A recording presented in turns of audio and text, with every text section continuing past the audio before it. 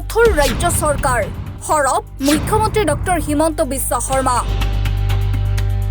নিয়ম অমান্য কৰিলে বিপদ অনিবাৰ্য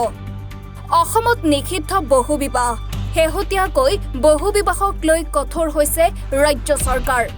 বহুবিবাহ আইন প্ৰণয়ন হোৱাৰ পাছতেই ৰঙাঘৰৰ আলহীও হৈছে বহুজন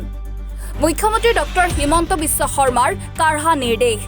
চৰকাৰী বেচৰকাৰী বুলি কোনো কথা নাই বহুবিবাহত লিপ্ত হলে শাস্তি হবই চৰকাৰী কৰ্মচাৰীয়ে প্ৰথমা পত্নীক এৰিলে 20% দৰমহা কৰ্তন হ'ব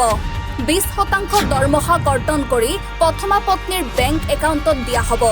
স্বাধীনতা দিৱসৰ খানাপাৰাৰ খেলপথাৰত বহুবিবাহক লৈ সিদ্ধান্ত লৈছিল ৰাজ্যৰ মুখ্যমন্ত্ৰীগৰাকীয়ে আজি পুনৰ বহুবিবাহ সন্দৰ্ভত সংবাদমেলত হুংকাৰ প্ৰদান কৰে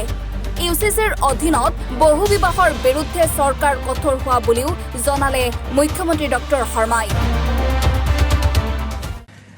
আপোনালোকে জানে যে আমাৰ ৰাজ্যত পলিগেমি বা বহুবিবাহ প্ৰথা বহুত দূৰলৈকে শিপাইছিলে অন্ততঃ যোৱা কেইটামান দিনত ইউনিফৰ্ম সিভিল কোডৰ আইন প্ৰণয়ন হোৱাৰ পিছত মই যতেই তোৰত গৈছোঁ এগৰাকী নহয় এগৰাকী মহিলাই মোৰ আগত আহি অভিযোগ কৰিছে যে মোক কোনো ধৰণৰ ডাইভোৰ্স বা বিবাহ বিচ্ছেদ নোহোৱাকৈ প্ৰথম স্বামীয়ে মোৰ লগত যোগাযোগ বন্ধ কৰি দিছে কাৰোবাৰ কোলাত কেঁচুৱা আছে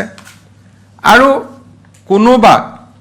স্বামীৰ ঘৰলৈ গ'লে মাৰপিট কৰিও খেদি পঠোৱা হৈছে আৰু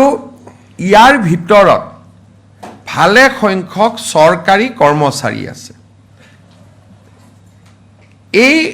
ঘটনাৰ পিছত আমি এটা চিন্তা কৰিছিলোঁ যে যদি চৰকাৰী কৰ্মচাৰী এজনে নিজৰ প্ৰথম পত্নীক বিবাহ বিচ্ছেদ নোহোৱাকৈ পৰিত্যাগ কৰে তেতিয়ালে তাতকৈ ডাঙৰ অপৰাধ একো হ'ব নোৱাৰে নিয়মমতে সেই চৰকাৰী কৰ্মচাৰীজনে ইয়াৰ পিছত চৰকাৰী চাকৰিত থকাৰো অধিকাৰ হেৰুৱাই পেলায় কিন্তু এই অভিযোগবিলাকৰ তদন্ত নোহোৱাকৈ বা ডিপাৰ্টমেণ্টেল প্ৰচিডিং নোহোৱাকৈ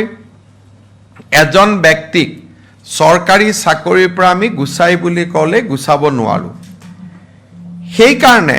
আমি এটা নতুন সিদ্ধান্ত লৈছোঁ যে পৰিত্যাগ কৰা পত্নীগৰাকীয়ে যদি DDOজনক অৰ্থাৎ যিজনে দৰমহা দিয়ে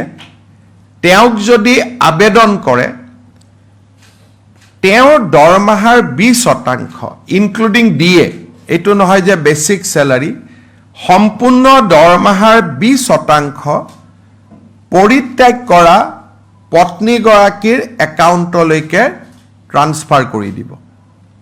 কেছু চলি থাকিব প্ৰচিডিংও চলি থাকিব সমান্তৰালভাৱে মহিলাগৰাকীয়ে 20% দৰমহাৰ ধন লাভ কৰিব যাতে তেওঁলোকে এটা জীৱন এটা আৰম্ভ কৰিব পাৰে আজি আমাৰ চৰকাৰী কৰ্মচাৰীৰ এভাৰেজ দৰমহা 50,000 প্লাস ইন এণ্ড এৰাউণ্ড গতিকে লগে লগে অন্তত মাহত 10-12,000 টকা সেই পত্নীগৰাকীয়ে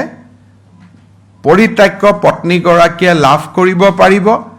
আৰু ইমানতে শেষ হৈ নাযায় কৰ্মচাৰীজনৰ ওপৰত ডিপাৰ্টমেণ্টেল প্ৰচিডিংও আৰম্ভ হ'ব সমান্তৰালভাৱে ভাৰতৰ কোনো ৰাজ্যত এতিয়ালৈকে